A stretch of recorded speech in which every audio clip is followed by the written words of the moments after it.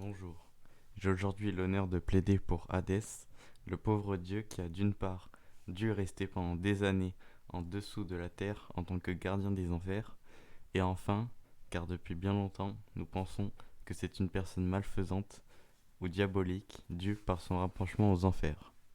Pensez-vous vraiment que Hadès est un dieu malveillant depuis le plus jeune âge, que ce soit dans les films, dans les livres, dans les théâtres?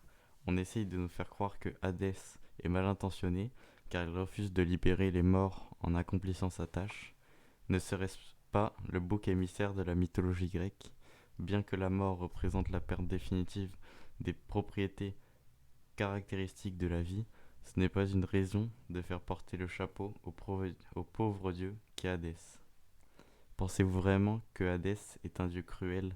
Il a quand même, comme pratiquement tous les dieux, été dévoré par son père. Serait-ce finalement Chronos le fautif? Il est important de rétablir la vérité dans ce silence qui règne au fin fond des enfers.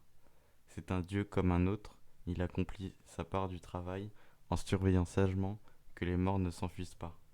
C'est lui, le gardien de prison, qui ne cesse de protéger les vivants en haut en gardant les bandits en bas. Pensez-vous vraiment que Hadès est un dieu vilain?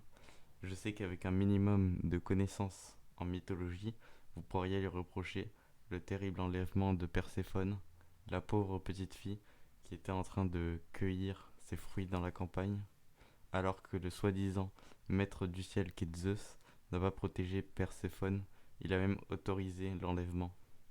C'est vrai qu'étant donné qu'Hadès est présenté comme un méchant, on lui trouve des arguments négatifs, tandis que l'imposteur qu'est Zeus est nourri par des arguments positifs, alors qu'il a par exemple avalé son épouse Métis, et il a par ailleurs le dieu,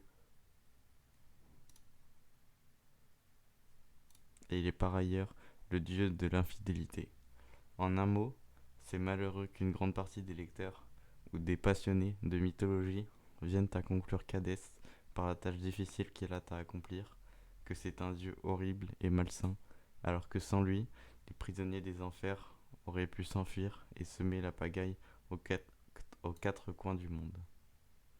Et semer la pagaille aux quatre coins du monde.